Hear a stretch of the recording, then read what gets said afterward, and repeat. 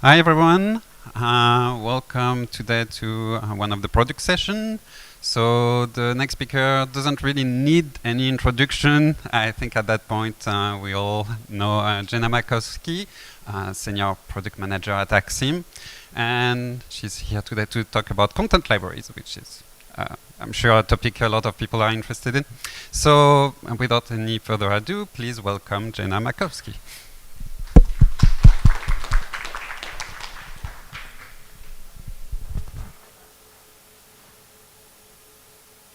How's that? Oh, there we go. Cool.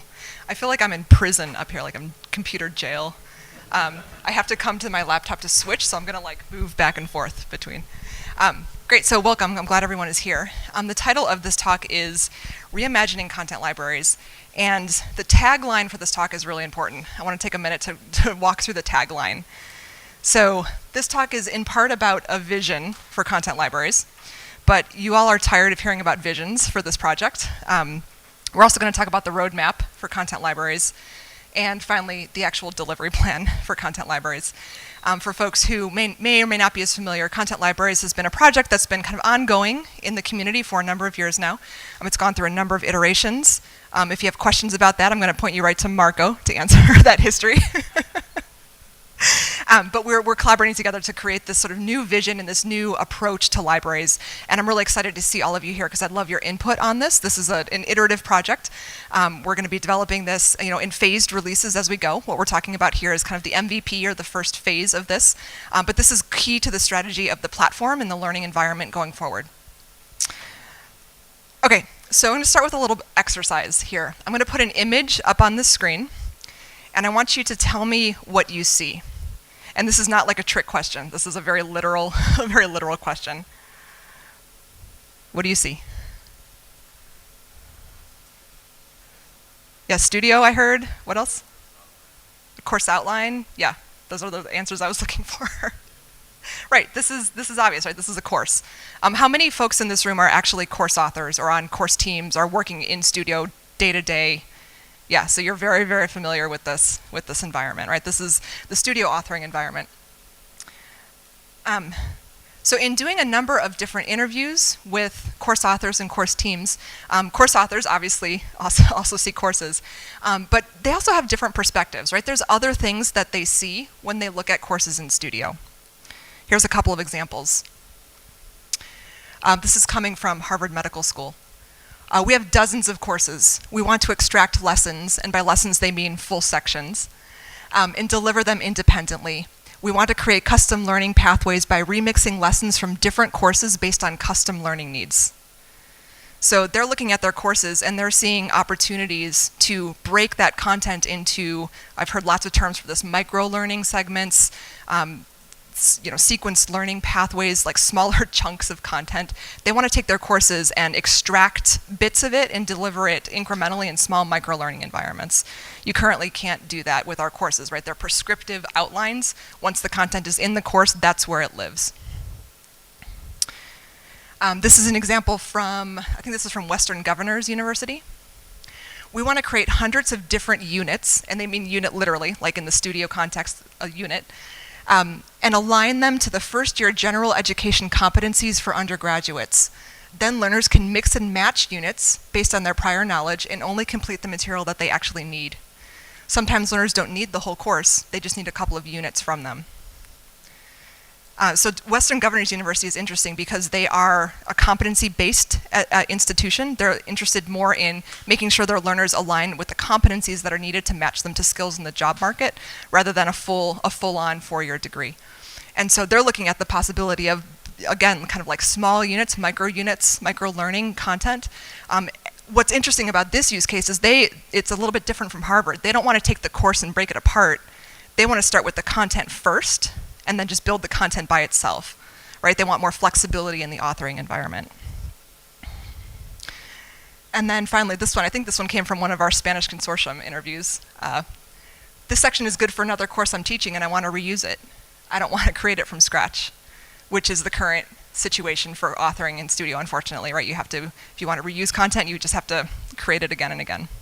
So that introduces a lot of inefficiencies in the authoring process. It's very cumbersome, and it doesn't allow for adaptability, right? If you want to create a custom learning environment for a group of learners or for a particular learner, you have to start from scratch. Copy-paste only goes to units, though, right? Like, sections introduce a whole new level of complexity. It's a start, yeah. Thank you. So I want you to look at this again and tell me what you see now. I'll give you some hints. Right, this particular subsection might just be a micro learning unit by itself. Right, this is a course, and maybe you just want to use this particular subsection by itself to deliver a learning objective independently.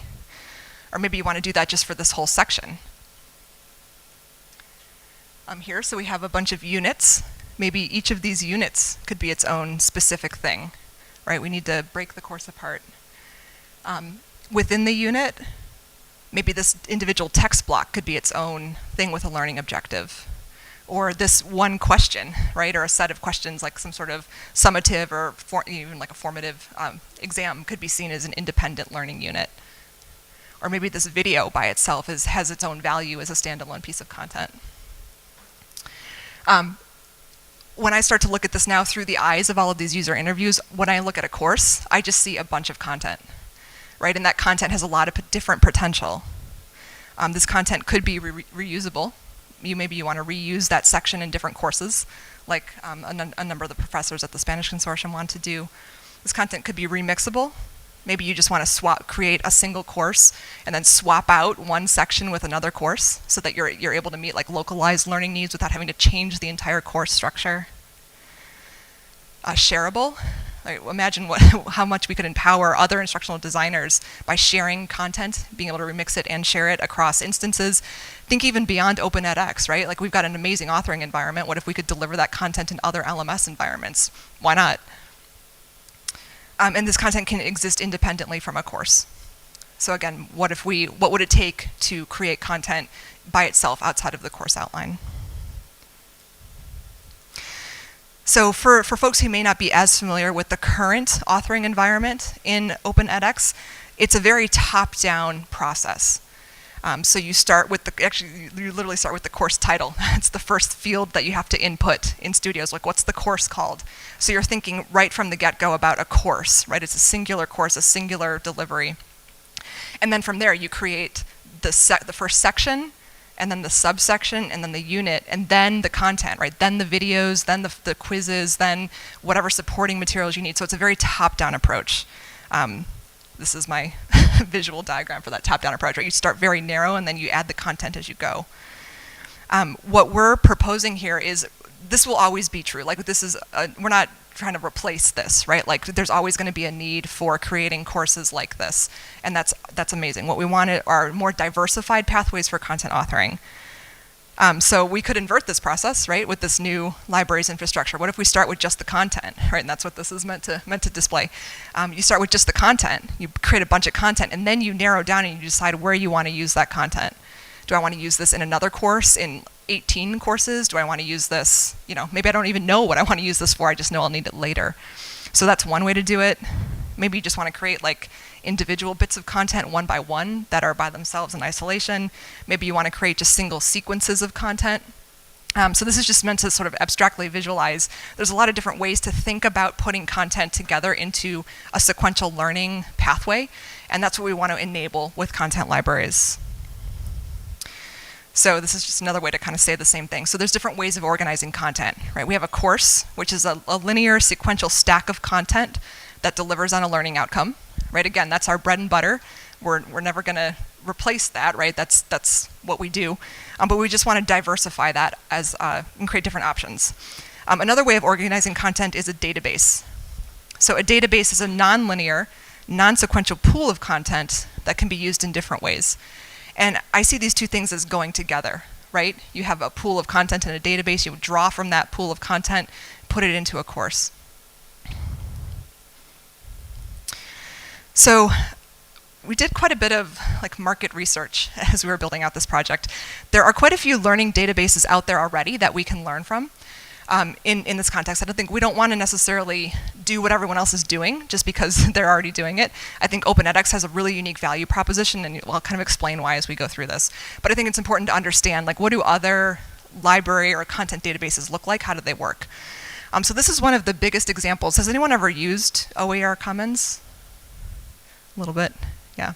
We could talk probably ad nauseum about the strengths and the weaknesses of these projects, but OER Commons is one of it might even be the world's largest repository of OER. Stands for Open Educational Resource. The largest repository of open source, open access, Creative Commons content that's used for educational purposes. And there's some things here that I think are worth noting, and you'll start to see these as like common things across all of these content databases. So you have, first of all, there's a lot of content in here, right? This is already a search. I did a search there, you can see up there for music, and there's over 1,200 results just from music alone. You can see here there's different ways to search the content. You can filter by license type. Hey, show me all of the pieces of content in this database about music that are available under a Creative Commons license. And you get a search result list refined by that. So this is, like I said, there's some, they've also got some other interesting things here around like a rating system. Faculty can go in and actually rate the content depending on how they find it useful or not. There's a lot of metadata, right? So this first piece of content here, it's under the subject of arts and humanities. The material type is it's an assessment, it's a lesson plan. It comes from the Carnegie-Weill Music Institute. You can see the date added. So there's a lot of, some of my key takeaways here are like a database needs be able to search. You need to be able to refine your searches. You need metadata to tell you what you're looking at. You need some sort of social aspect, right? Like a rating system or something to help you start to gauge, is this useful for my course? Is this not useful for my course? This is another example. Canvas also runs their own content database. This one is a little bit more proprietary. You have to be part of a Canvas environment in order to have access to it. But you can see there's a lot of similarities here, right? You have a search bar, a ton of content, right? I did a search for music. I got over 5,000 results. And I got a lot of different types of content in my results, right? I got a quiz, I got a whole module, I got an image, I got an assignment. They've got filtering up there as well. This one is filtered for most relevant. This is a third example. This one I think is the most relevant to us because this is actually based on edX.org content. So the SDG Academy Library, they are an edX.org partner. They create courses on behalf of the United Nations, so they're like widely popular courses. Full disclosure, I used to work for them. So we got a lot of requests from faculty saying, hey, I loved your course with this like really well-known professor in sustainable development. I teach sustainable development at Columbia.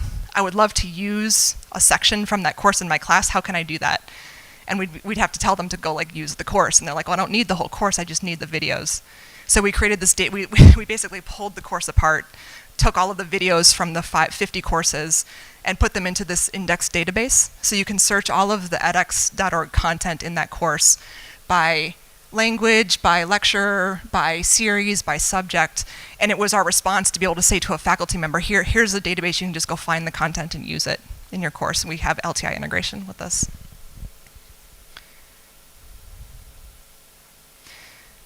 So here's a fourth example, and this is the real life example. This is the future of content libraries.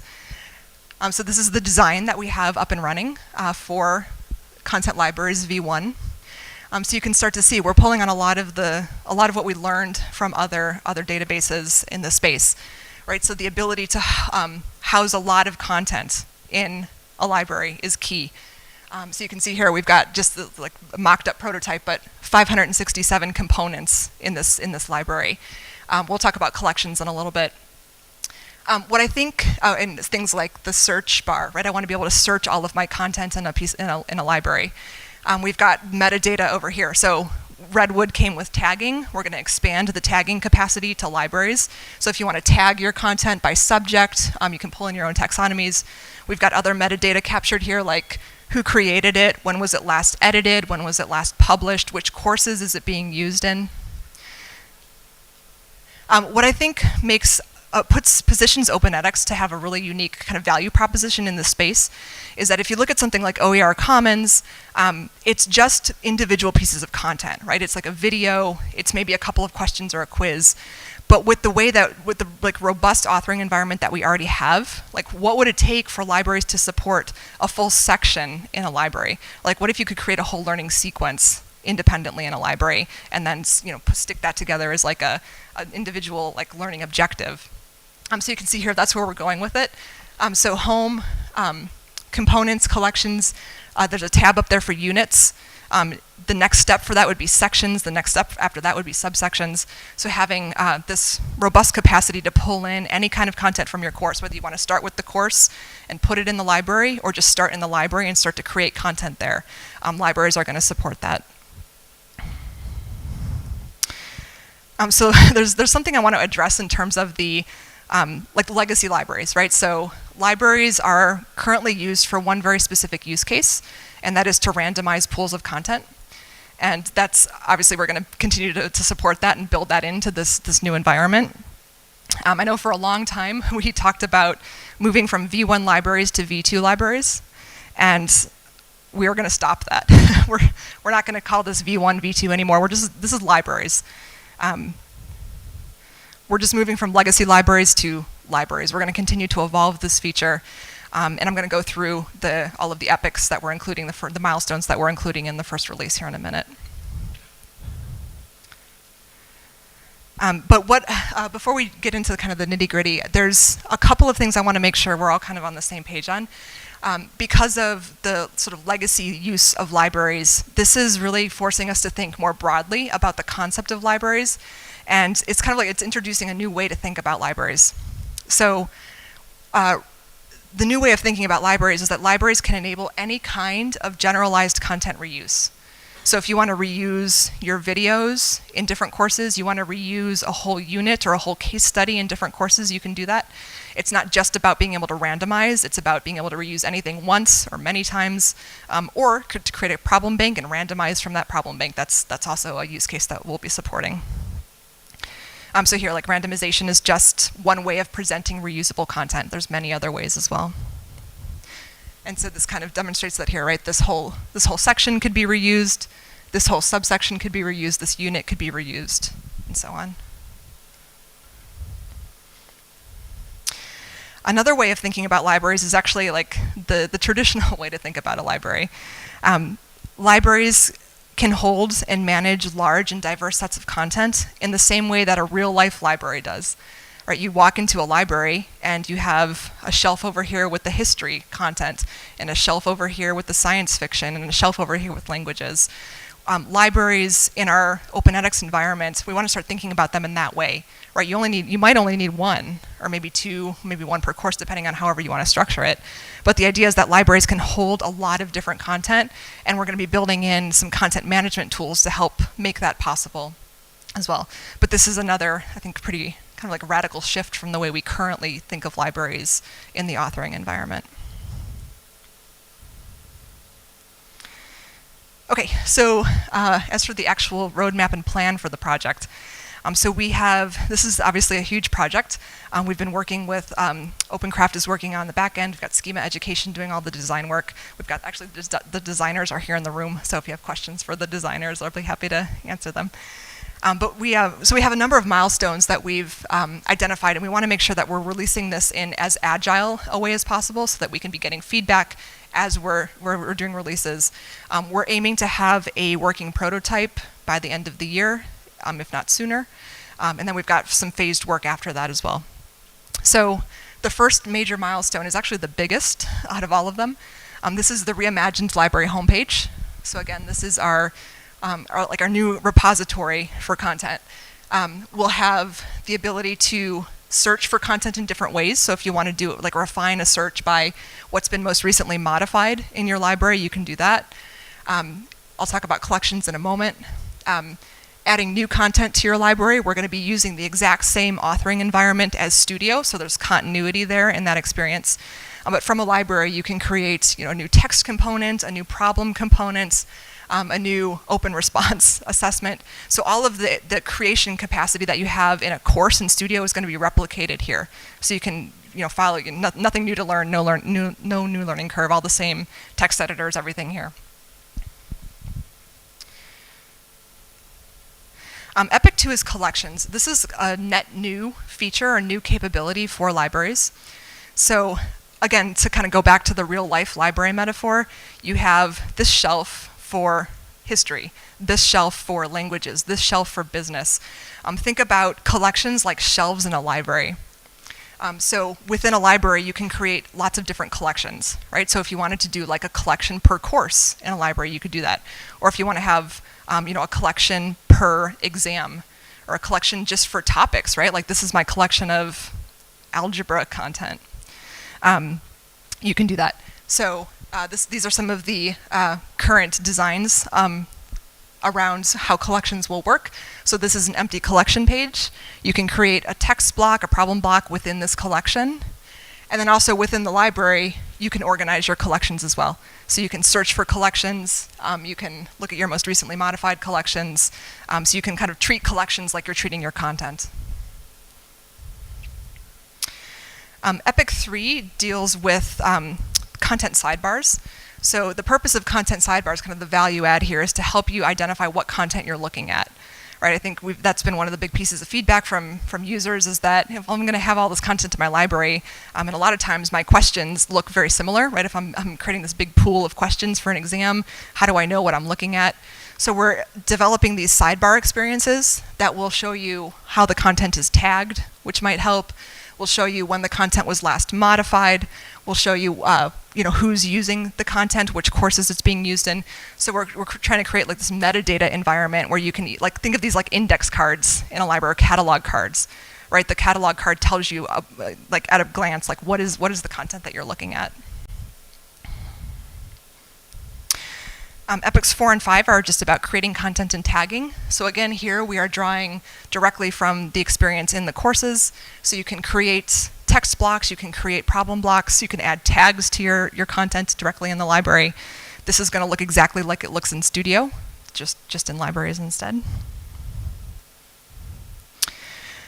Epics 6 and 7 are about reusing content in courses. So libraries is just the first part of the story. The second part of the story is about actual content reuse. So we're also moving toward redesigning the experience within a course to pull content from a library into a course. So you can see here we're moving more toward, you can add new content to your course, or you can add existing content to your course. If you add existing content, you're going to go directly into your library search experience, and you can search your library, choose the content you want to use in your course, and just pull it directly into your course.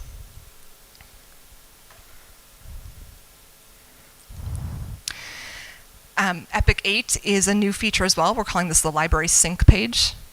So another value proposition for this project is that you want to make an update to a piece of content in a library, and that is used in, say, 20 courses. You only want to update it once, right? And then sync out those updates to the courses.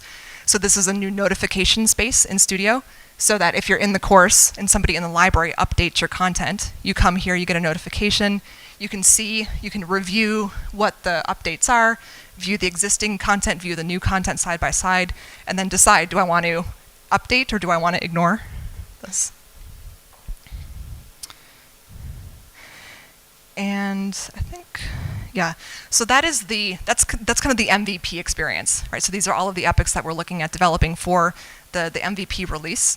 The timeline for this is we're targeting sumac as best we can. Again, we want to take a kind of like an agile and iterative approach to developing this. So these epics have been developed so that we'll be able to release these incrementally, kind of one at a time, and get a lot of user input. Would love all of your feedback as well as we start to release these in a production environment. So we'll try and do like kind of continual releasing in the production environment as best we can. So we're looking at kind of a sumac and teak timeline for these for now. And then we're already looking at like where do we go beyond teak for this. I think libraries are going to unlock a lot of potential. A lot of these are kind of topics that came up in the biz dev workshop earlier this week. I know that customized learning and personalized learning is a huge topic of interest. with libraries, we're going to unlock a lot of that potential. So new kinds of learning presentations, again, you're not going to be restricted to just the course, and we'll be exploring other ways of like delivering other kinds of learning. Like we don't know yet, we have to do a lot of discovery to see what this looks like. But this is going to unlock that potential. Unlocking the potential for adaptive learning or customized learning. If you have a ready pool of content, that's going to make it much easier to adapt. We can think about bringing third-party AI tools into this if the content is tagged already, using that tagging infrastructure and the pool of content to help create customized learning pathways. This opens the door for content syndication, content sharing down the road. Right? Imagine being able to share a library with a fellow set of instructional designers. And then content templates and blueprint courses is another potential area to explore as well. So lots of potential. We're still at kind of the building block stages and getting the initial set of designs implemented. But I'm going to end there. I want to make sure we leave quite a bit of time for questions. And would love to hear your feedback. Thank you.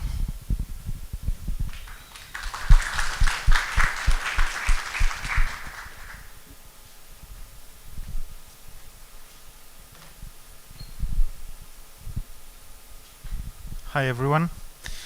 So my question in here, it's related. One of the worst process I would say that a lot of course teams are going to pass is the tagging process. Mm-hmm. There will be already a setup of tags there. Then they will be customized if necessary. How does that go? Mm-hmm. That's one of the questions. Then the second one, it's regarding the process of creating content to the library. Mm-hmm. If we start the process building in the course or in Studio in this case, mm-hmm. is it possible, because you're creating for the first time the content mm-hmm. in Studio, how is it possible to put it in the library? Mm-hmm. And the third question, it's perhaps with the unlocking of the potential is, and it's related to the adaptive learning and so on and so forth, it's about the student access to the library. So these are my three questions for now. Good, thank you. Yeah, all good questions. So tagging, I'll address tagging first. So the way we've built tagging is to be very agnostic and not prescriptive at all. So the way tagging works is right now you have the ability to ingest any third-party set of tags that you'd like to use. So maybe you want to create your own. We've heard use cases around that. Maybe you want to use like a Common Core tag or Library of Congress tags, or like whatever tags you want to use, third-party tags.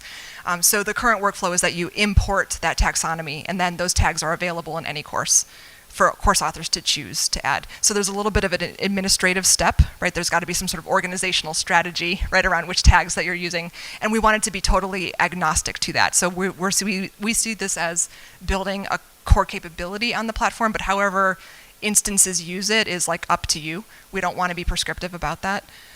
We could explore having like an out-of-the-box set of tags. I don't know how helpful that would be. I'd actually be curious to hear your input. Like, is that helpful? Is that not helpful? Mm-hmm.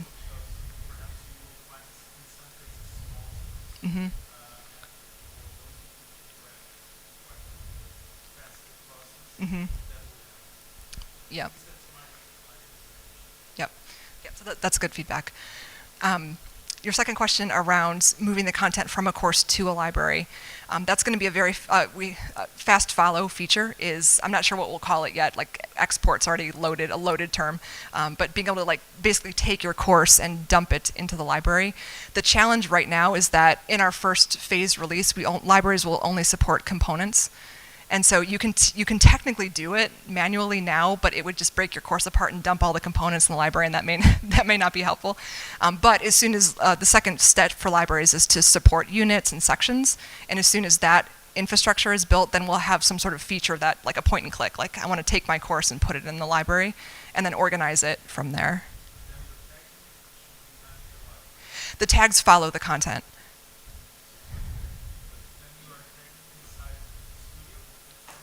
You can, yeah, it's however you want to do it. You could add a tag in Studio and then have that tag follow the content.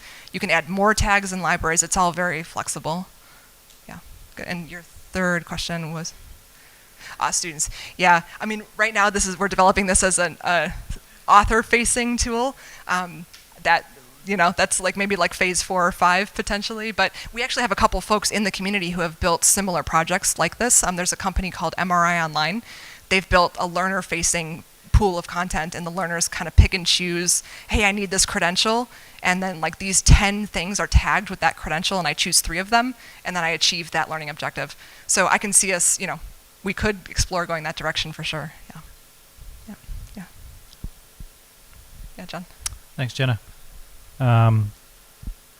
First of all, I'm very eager to see this in action and give it a shot. I'm excited about it, and I'm grateful that we are focusing on more of these course developer educator type improvements after I feel like there was a gap over a couple of versions, so I'm grateful for that. My question, if I can remember it, was about give me a second. I've forgotten my question. It was about what we saw in the presentation was, I think we saw a kind of top-down sync. So from the library, there's a change, and you can sync it to the courses. Mm-hmm. What I didn't see was any kind of bottom-up sync. Yeah. Can you explain any plans for that? Not yet, but we can certainly explore. There's the backlog for this project is massive, right? As you can imagine. I'd love to learn more about like what your need for that would be. Well, more important than that even is like course level customizations. If I give something to a faculty, say, here's the template, but then the faculty's going to want to change something, and basically break the link with the library. Yeah. So it's a little different than a sync. Is that any plans for that? Well, so in the first version, we've got like localized editing options. So if you can choose to edit locally, right, and that's going to break the connection with the library.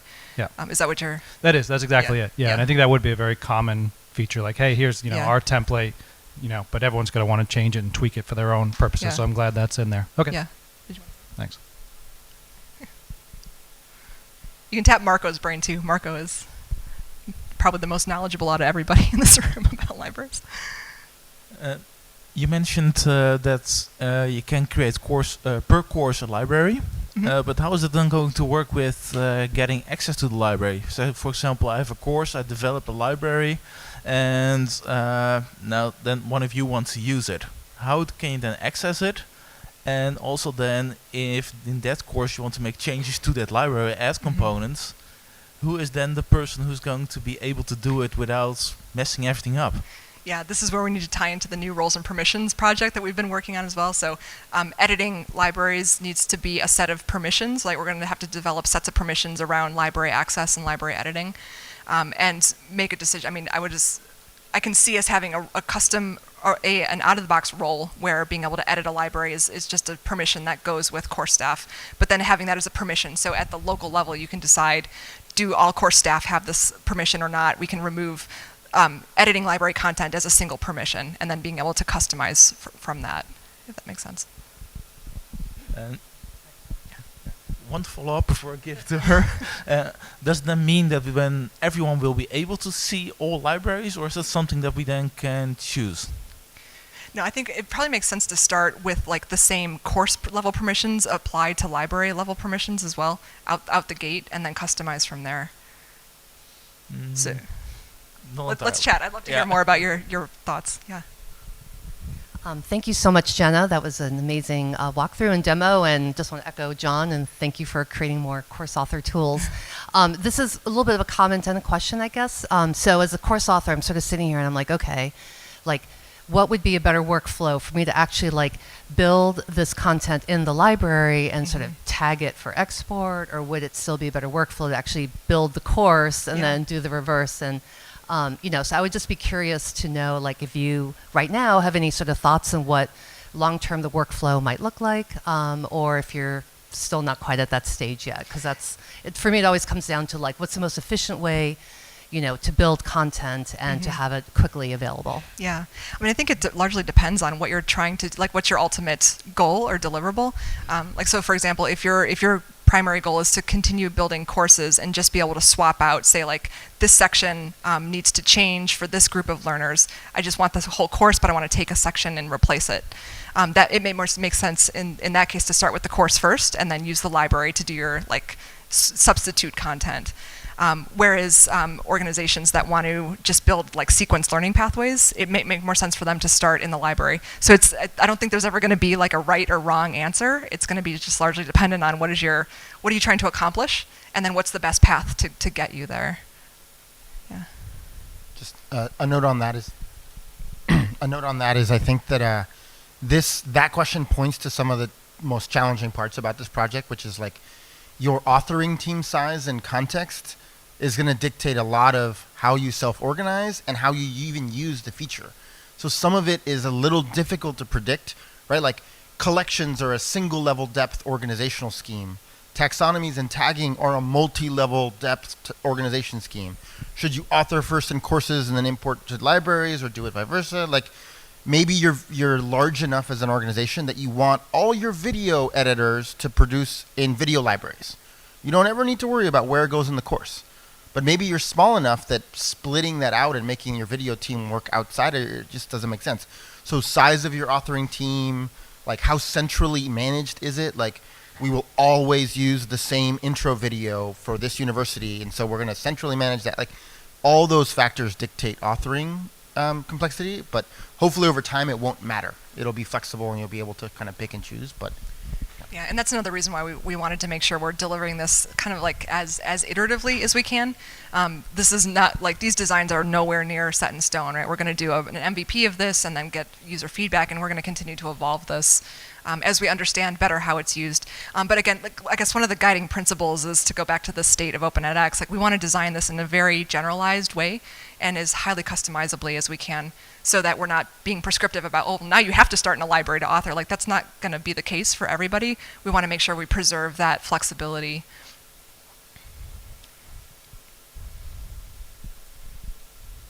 Anyone else? I have a question. What about legacy libraries? Will there be a migration plan? Will they be just deprecated? No, there's definitely going to be a migration plan. We don't want to lose any. I mean, libraries are robustly used by a lot of different institutions.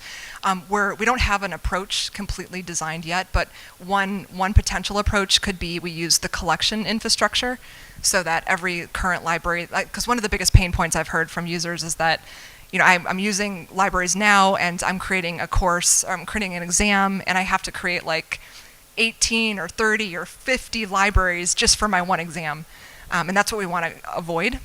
And so maybe we could use collections in that way, right? Like, the migration might be like a one-to-one. Here's the library for your exam, and then each collection in the library is the old library.